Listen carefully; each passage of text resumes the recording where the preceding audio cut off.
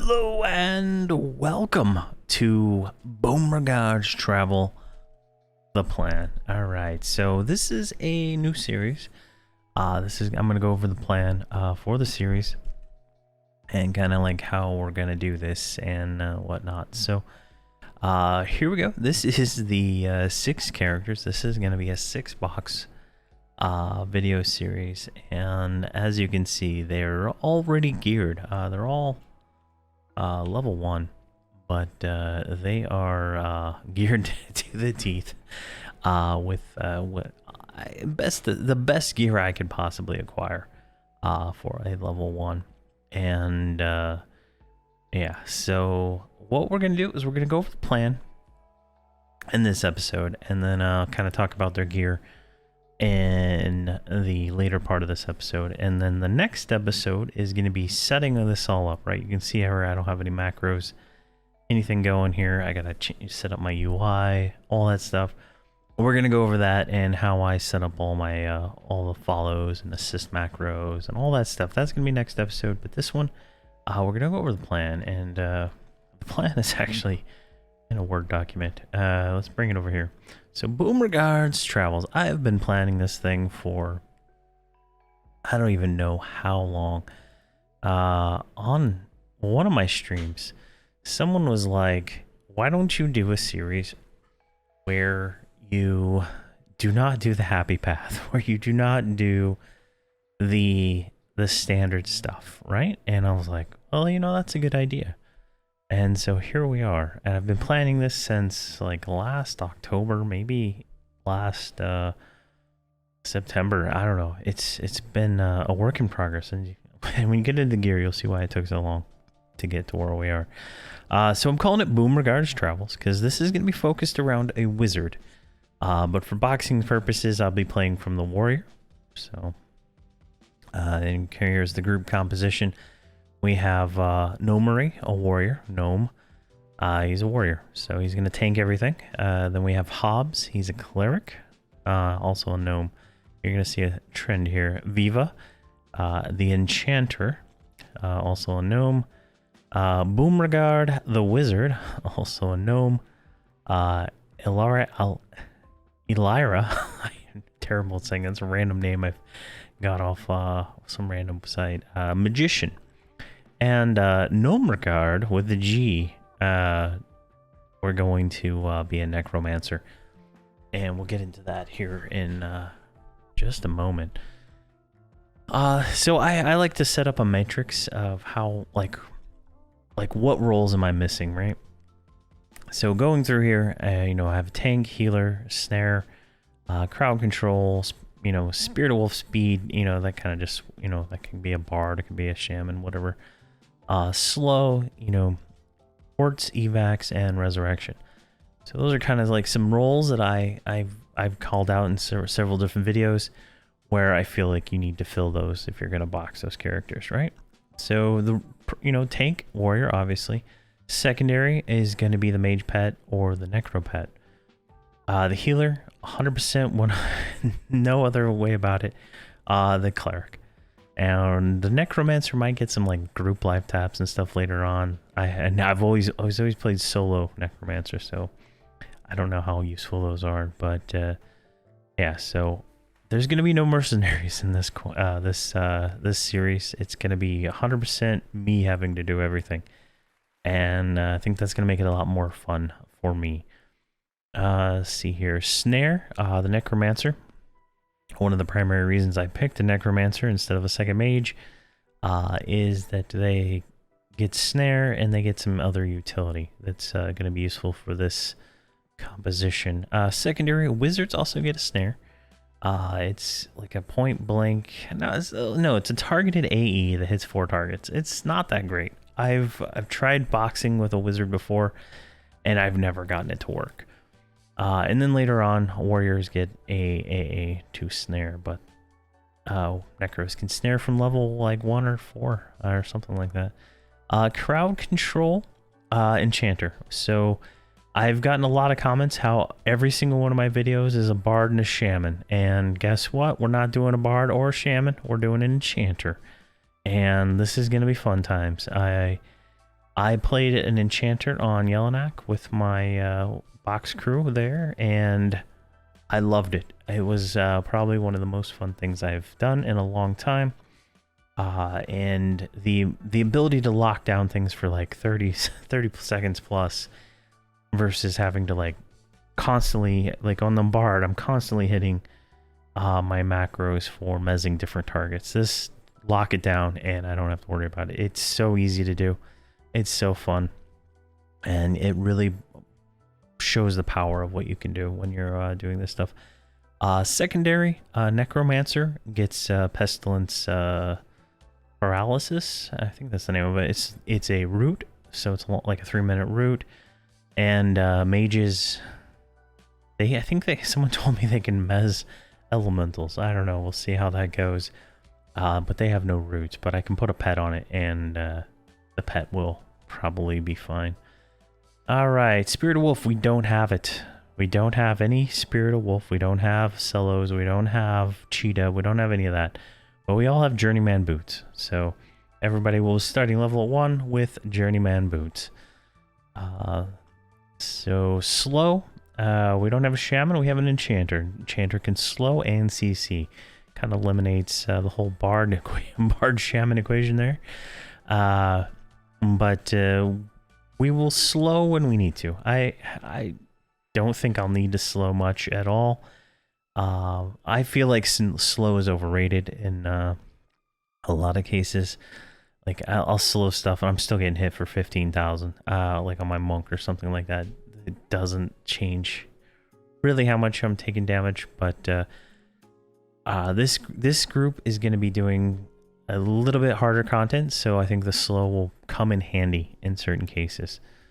All right, and the Necromancer can also slow. If you didn't know that, Necromancers can slow undead, and it's built into their debuff spell. So we have two slows, and we will be doing undead content for quite a bit. Like from 111 to 120 is going to be like a lot of undead content. So the Necromancer will come in handy there. Ports and evac. The wizard. This is the wizard gets evac, right? They get ports. They get all that stuff. It's some people say it's pointless. You can just walk and run to the stones and plane of knowledge and get all that done. No, that is a little more work than I like to do. I'm lazy. I'm extremely lazy when it comes to this game. If you haven't watched my videos, you'll see how lazy I can be. I will literally log on my druid just to port myself one zone when I could walk across the zone. That's how that's how terrible I am. Let's see here. Resurrection. So cleric can resurrect, right? They're the only they're one of two classes that can resurrect during battle, the other being the Necromancer. But the cleric is like the primary, just I can do everything, right? They get AAs for rezzing, their epic is rezzing and all that stuff. So there's our role matrix. And obviously damage is the Necromancer, the mage, and the wizard. The Enchanter is going to be reserved mostly for crowd control, buffing. I don't know if I'll do any charming or anything like that with the 6-box group. It just gets a little bit complicated. And I think that's why I lean on Bard so much, because you can just like do /melody 1, 2, 3, 4, 5 and you're done. Whereas the Enchanter is a little more interactive. Enchanters do get dots, enchanters do get nukes, and we'll be using those, but I don't know. I'm not sure on charming yet. We'll see how that goes. And the warrior should be doing more DPS than everybody for the first 60 levels or so. So we'll see how that goes, actually. All right, so the rules of this. Let me change this one thing right here. The rules are going to be pretty simple, right? It's a boosted start, and what I mean by that, they're boosted. They get stuff. So one of the things I don't like doing in early on in these videos is I don't like dealing with like loot. Like I'm very lazy, so I'm starting them out with everything that they'll need for the first pretty much 60 levels, give or take, right? It's the gear they have is not really better than Defiant at 60. I think it's 60. Defiant is far superior to what they have right now. They're starting at level 1. The highest HP on an item is 100, right? They have Velius tier rate loot, right? It's nothing beyond that. So it's pretty standard. But as soon as they once they start, we're not going to give them any more gear. I'm not going to keep them in best in slot all the way up. They're going to have to earn their gear from that point on, right? So they're going to have to find, upgrades along the way and do whatever they need to do that. But no Bazaar. The only thing they can do is I can send trade skill mats to Nomad, and he can click combine. That's going to be pretty much the rule to that. No power leveling. And I want to say like no buffs at all, but that's just not going to happen. There are some buffs. Like we have most of the buffs within this group. Like, the only thing we're missing is focus in Spirit of Wolf. So like we're not really missing anything. So if I like stand in plain guild lobby or whatever and just let them get buffed, they get buffed. I don't really care. It's not going to affect it at all. The only thing that will affect it is the damage shield, and the damage shield that mage has, right? So I guess there is a ranger one that stacks with that, but the mage one is the stuff. We're going to be doing grind-based playthrough, so I'm not going to read any quest dialogue in this, unless it's like something cool that I want to do. There's one quest I have on my list that we haven't done, and we'll go through that when we go through the level where we're going to level up and all that. So it's going to be gold accounts, auto grant on. I'm not going to... I have a series where I'm doing auto grant off, and it's overly tedious. It's just a lot of grinding that doesn't need to happen, but it's grind-based playthrough, so keep that in mind.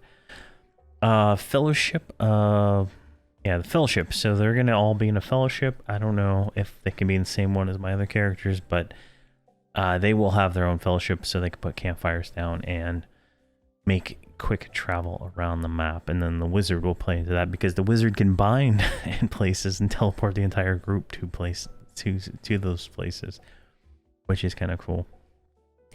And then, as I said, trade skill combines from Nomad, possibly Tawani, because I'm doing her trade skill stuff now too. So we're going to be targeting harder content. So we might have to do quests to get to a group mission, right? That is how some of these work, right? You have to do the quests, usually the partisan quest in some of these zones expansions, to be able to do them. So we will fly through them as fast as possible. I'm not going to spend half the episode reading the text. It's just wham bam, thank you ma'am, let's get it done. And we're gonna be pushing that harder content that I kind of casually skip in all the other series, at least the Tawani series, right? I get to tier 2 and I'm starting to get hit for 25k, and I can't tank it, right? You need a tank, and it's things like that where this series we're gonna do that. We're gonna do the harder content as we level up. We're gonna try to do all the group missions, like 105 and beyond, and all that. So it's gonna be fun when it comes to that. So my reasoning to no mercs. So I'm boxing 6 characters. I can't use any mercs anyway. I could drop the cleric and put a cleric merc in and easy mode win the game. Like clerics, the mercenaries are so overpowered that it makes you feel stronger than you really are. And if you've watched the Tawani series, you'll see like I feel fairly strong, but I also am running 3 cleric mercenaries, and it's like God mode, right? So it's not as fun for me as I'd like, and it's hard to change once you've gotten used to it. So yeah, boosted start, like I said, gearing from 1 to 60 is pretty boring. It's just Defiant gear that gets switched every 5 levels. It's not interesting at all. And I've given these guys some gear that is quite iconic in the game. So it's kind of like, you know, nostalgic, if you will. Self-found. So after the boosted start starts, they get nothing, right? I said that already. This should make them, you know, have to earn their food, all right? And the content will be harder, and it will be rewarding when we get like actual weapons and stuff that are useful. But early on, it's just tedious. And as I said, you know, push the harder content. All right, so here are some goals of the series. So the obvious goal number 1 is get to level 125, right? And you're like, what? Level 120 is the cap right now? Well, it's going to take us a year. It's going to take us maybe a year, maybe 6 months to actually get there. And in December, the new expansion will come out and the level cap will increase to 125 as my prediction right now. So about a level 111, we're going to swap Nomad with a G to Boomregard, my actual Necromancer, and that's kind of why everybody's a gnome. I'm built, you know, I could have gone a few different races that would have been able to accommodate everybody as one, but this is a group for Boomregard at the end of the day. We're gonna get everybody leveled up, and we're gonna start doing all the content in the new expansion with Boomregard, and I'll be making videos on all that stuff when that time comes. But our goal is to get 125 as soon as possible without power leveling, so it's gonna be fun. And I figure 111 is when TOV progression starts. That's when we have to start actually doing missions and quests and stuff like that to actually get experience. But we'll see how it goes. So what we need to do is I want to get the epics, and I need to do some epic 2.0s for some of these characters, right? I've done the warrior epic, but I haven't done the 1.5 or the 2.0. I've done the cleric epic, but I haven't done that. But you still have to like kind of do it, because the pre-quests for some of the epics is just as much work as doing the epics. So we will be doing at level 70 or 75. We will do all every character except for the Necromancer's epic 1.0. And then at 90, we'll do the 1.5s for everybody except the Necromancer, and the 2.0s also at level 90. And the mage epic video should already be out, so I'll have to record a video for the enchanter and the wizard, and then 1.0s, and then everybody else will get a video for all theirs. The Necromancer epic 1.0 is in my editing right now. I've already done it with or most of it, I think. I don't even remember. With Nomad already. I'm not going to do that one again. I did not enjoy some of those camps at all. But we'll do all that, and we'll do that. So here's kind of like my target for expansions, right? Obviously, the higher level you get, the less options you have. So there's more options lower level than there are higher levels. So classic one, we're going to do 1 to 50 in classic zones, and then about 45 to 70, and we're going to do in depths of Dark Hollow. I really find this expansion kind of interesting, so we're going to try it out, see what we can see. It's, you know, it is what it is. And then we're going to do Secrets of Fadewar. This one's kind of like, it takes place, you know, near the gnome stuff, and it's a lot of gnome kind of stuff, so I thought it was kind of fun. Then we're going to jump into Underfoot. I haven't done any content in Underfoot, and the only time I stepped foot in there was with the Terror of Lucklin, or the Terror of Verant Beast Lord, and he got destroyed on the first mob. So I feel like that's hard content. So we're going to see and go through Underfoot, and then we're going to go through House of Thule, and pretty much from there on, it's pretty much every single expansion we're going to hit and do something in. So pretty standard. And then whatever the next expansion is, we're going to do it. So leveling, I've kind of planned out a leveling path here. So we're going to, they're all in guild lobby right now, but we're going to take them all to Steam Font and level from 1 to 10. Then we're going to head over to Crushbone for 10 to 20. Mistmore for 20 to 35, and then 35 to 50. We're gonna try Kedge. We'll see how long I can take it.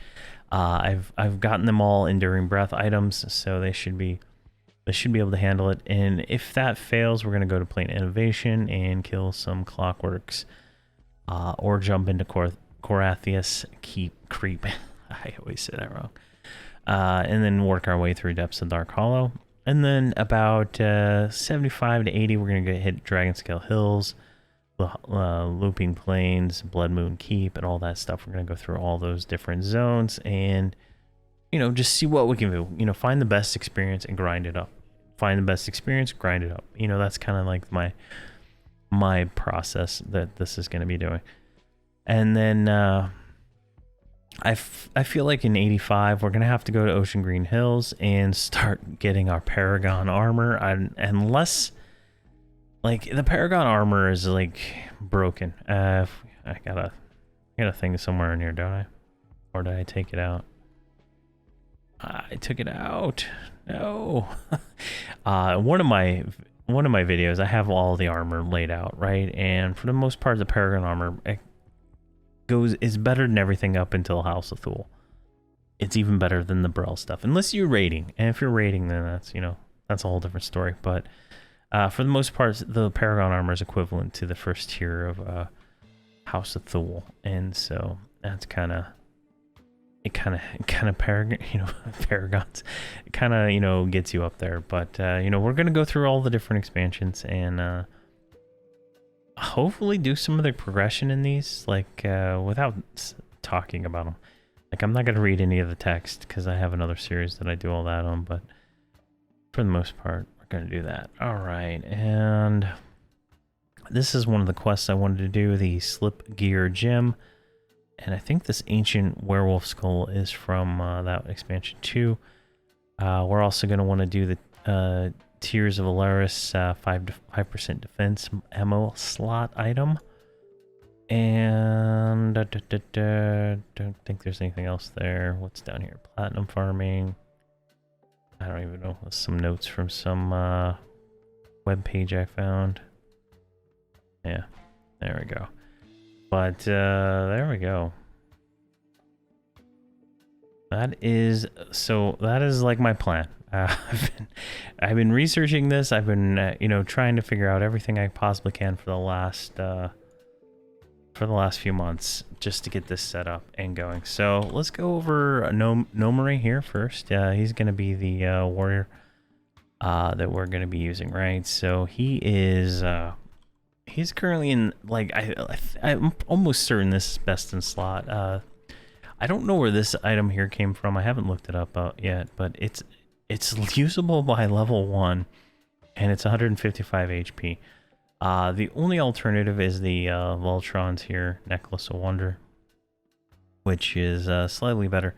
I'm only using this one because it has the attack right now, but for the most part, we're wearing full Velius raid gear, right? I'm going for attack the most I can. It's like I'm wearing the chest plate of Vindication over, where is it here? The chest plate of Eradication. Like the HP is the same and the AC is like slightly different, but the 10 attack I feel like is a little bit more valuable to me at this level. So I got my red dragon scales, I got green dragon scales, I got a berserker ring. So this gives you fire fist, right? And I don't think I can click it yet. Yeah. Oh, yeah, you can click that one at level 1. So fire fist, let's move some of this stuff. Yeah, it gives you a permanent AA buff. I already clicked it, right? And then there's the Aura of Battle, right clicky, right? So this comes from the Fearsome Shield. And then the Chest Plate of Fiery Might. Another level 1 clicky that gives you a damage shield plus regeneration, right? It's like a list of all the clickies in the world that are useful. I got an Amulet of Necropotence, just turns me to a skeleton. The Griddle of Living Thorns, I can't click it yet, but it'll give me another damage shield at, I think, level 50. And then the Reaper's Ring. This is another Fire Fist ring. This one gives us Grim Aura, which is Let's go to special AAs here, right? So here's the item, click Aura of Battle. That shield I clicked gives you that. So I already clicked it. See if it would work at level 1. Where is it? There's an item like Fire Fist or... Oh god, what is it called? It's one of these that gives you attack. I think Aura of Rage, maybe? Yeah, Aura of Rage. And if you've ever had like the shrunken goblin earring, it's the same effect. What is this one? This one's another clicky Aura of Battle at level 1. And what do we got here? We're wearing... Yeah, no idea why I'm wearing wearing these ones versus those ones. Yeah, I have so much stuff on me. Okay, there we go. All right, so we have all that. I took my Cobalt Grievers and my Cobalt Breastplate from Yurd. Since his account's he's canceled pretty much. And yeah, so pretty much best in slot. I got a Spirit Rack Cord, Belt of Dwarf Slaying, Silver Charm of Tranquility, Wormhide Greaves, Gauntlets of Dragon Slaying, Boots of the Storm, Silver Bracelet of Speed, Cloak of Thorns. I don't think I can click this one yet. No, I can. I can click that one at level 1. Thorny Shield, which gives you another damage shield. Kind of see what I'm. I'm gonna have a huge damage shield just starting out the game, right? And then right now I'm using a Warbow of Raw Zeke. I have the Bow of the Destroyer and the Primal Bow and the Prismatic Bow. That's the same thing, but I have both of those to switch to later on. There is a right-click summon arrow item from House of Thule. We're gonna spend a lot of time camping. And then I have 2 Scepters of Destruction, which they're only 0.6 ratio, and I have, what is it, a Blade of Carnage, so I'll probably be using that, plus the Scepter. And I might try out the Jaylene's Katana a little bit here and there, just to see, like, you know, what I like the best. But I figured I have like 4 or 5 Scepters of Destruction. I figured I might as well use them in this series. And then I also have a Trident of the Deep Sea, which will give me a proc slow, which is not too shabby. But and then I got a bunch of other just extra junk on me. Yeah, I don't think any of this other stuff is relevant. Oh, yeah, I got a tri-plated golden hackle hammer. This will give me arc shielding at level 50. So, little HP buff. Since we do not have focus, right? This will give me a small armor shield. What is it? Yeah, small armor, magic resistance, and I think a little bit of hit points. So, nice little thing there. And then, yeah, everything else just standard. And let's go to somebody else here. Let's go Hobbs. So Hobbs is the cleric. He's decked out too. So Tunar earring, Khazak-Thul hat, Khazak-Thul mask, random earring. I could not find another earring. So I got the earring of the Ice Caster on all these guys. Everybody's wearing the same Sal Valure's Robe of Darkness, right? So this is a Flowing Thought 3 robe. You don't want to know how many times I had to kill Volok to get the get 5 of these. I think I have 6 actually, but it's pretty crazy. I'm also wearing the arms from Volok. I don't know if those are best in slot or not. I think I have yeah, I have Onyx chain ones somewhere, but I don't know where they're at. I have a white dragon scale sash on him right now. I have a dwarf belt, so go back here. Like, I have a bunch of these extra ones of these. I might swap that in for him. It's just tedious to move items around. Let's see here. And I got, you know, more Volok loot. The only legs I could find for a cleric were the ones that give you this right. Jeez, it works at level 1.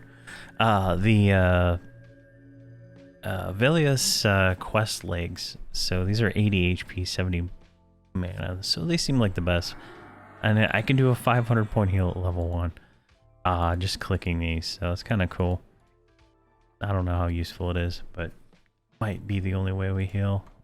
So then I got the Volok gloves, white dragon scale boots, flowing thought 2, silver charm tranquility, shaw of perception, and I've been farming Vishen's Peak like over and over and over with my bards, and I'm not getting any cloak drops there. So the cloak that drops from Faradar is actually best in slot, and it has improved healing 3 on it, but unfortunately I have not gotten that to drop yet. Amulet of the Dread Gazer, just a thing, and then Black Star Mason Knight seems to be a pretty good little mace here. I think it's slightly better than the epic item wise, but yeah. And then I got a Buckler of Insight, which is another flowing thought item, and the Brain of Khazak-Thul, which is another flowing thought item. And let's go to, what is this, Viva?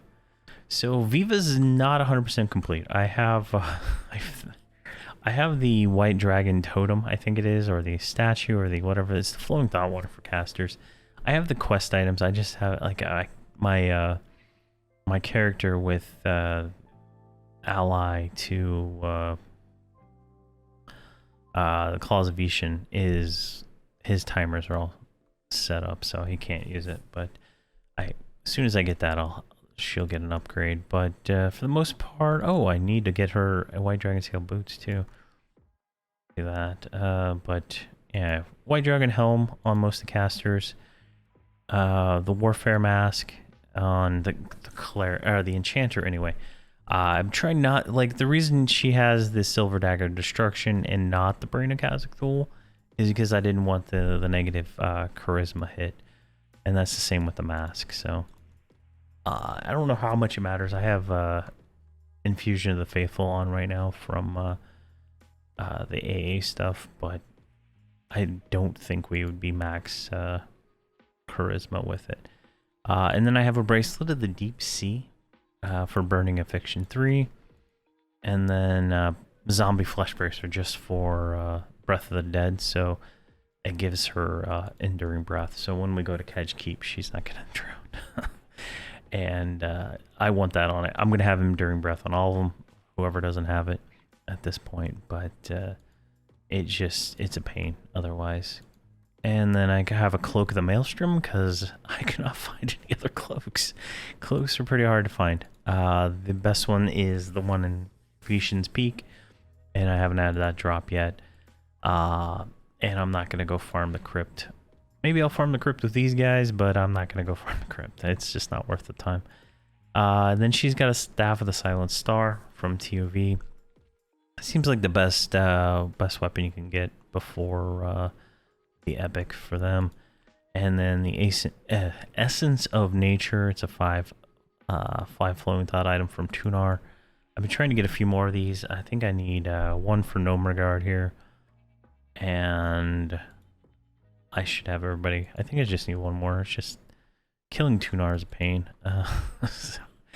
And then Ring of Destruction, Gauntlets of Dragon Slaying, just same old best in slot stuff. All right, who's this? Boomregard, the name of the series, the whole main character right here. I tried to give him his best I could, but I ran out of items, and I gotta wait another week for farming more. But it's pretty much Volok loot, Khazak loot, Dragon. This is from Yelenak. It's a quest item. Give him Tormax's head. You get boots, and then you get the White Dragon Helm. and some crappy sword. Dane's cloak, that's the best I could find when I was getting items on them. Dreadgazer, and then they all have this same robe, Flowing Top 3. 60 AC robe though, so that's pretty nice. Belted Dwarf Sling, Bracer of Vigor, then a Zombie Flesh Bracer, just so he doesn't drown when we go to Kedge. Dragon Sling, Pantaloons, Ring of Destruction. He has a Ring of Lightning, and I think it's an oversight. I didn't give him the this one. I didn't give him this one yet, but it doesn't really matter at this point. And then he has a Essence of Nature and the Staff of the Silent Star also, along with a Brain of Khazak-Thul. I also have the Staff of Morning Dew, but it's not as good.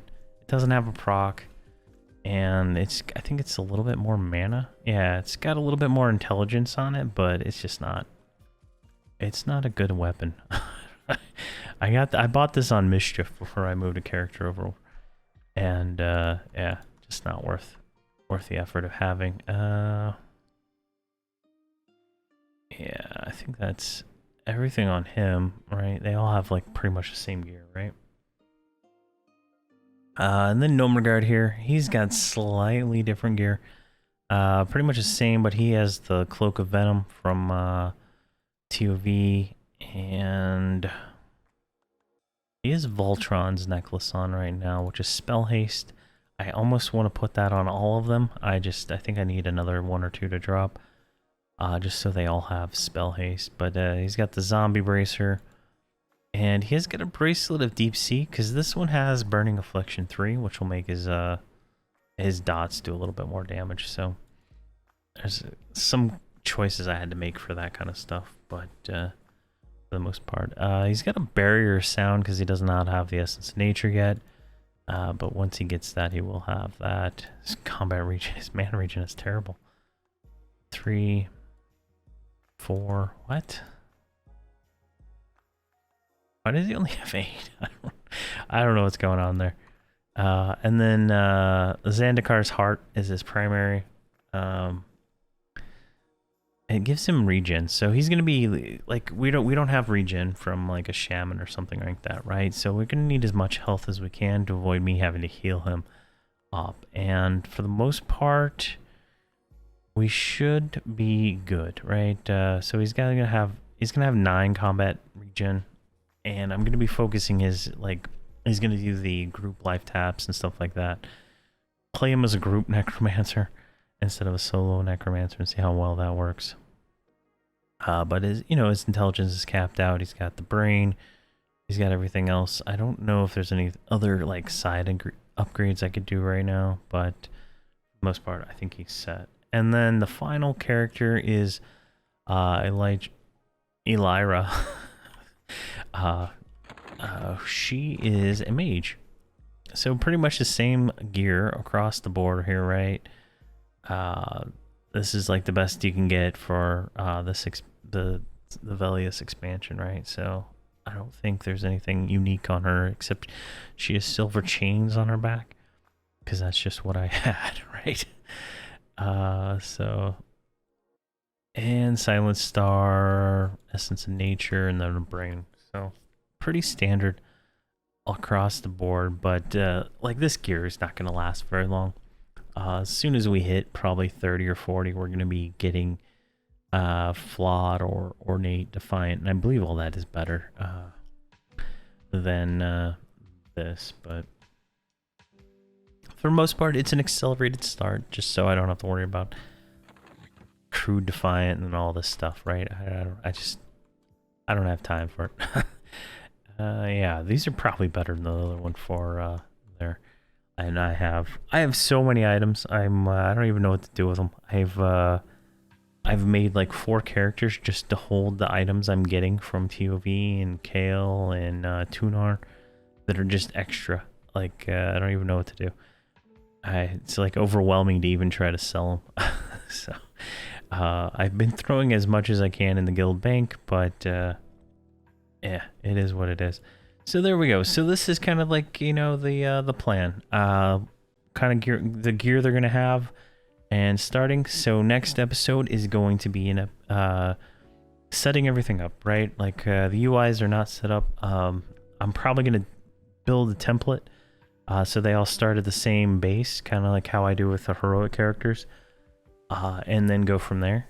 They're not going to have much. They're all going to turn auto grant on, and they're not going to have to worry about that for 51 levels, but for the most part we are going to set everybody up, get them all, you know, they follow and use their J boots and all that stuff when we hit the follow button, and we're just going to have fun. But yeah, there we go. So I'm calling it Boomregard's Travels, and as we play, right, Boomregard will play a little bit more of a role, but due to the way I box and stuff, I gotta play it from the warrior. So we will be focusing on getting the wizard epic and all that stuff and whatnot. I just had a really good time when I played the heroic 100 wizard, and I was like, oh my gosh, I gotta just do it, you know. I gotta start this series. I've been wanting to do it for a while, and here we are. So I don't know if you stayed this long and listened to this whole spiel. Well, thank you very much for watching, and please have a fantastic day.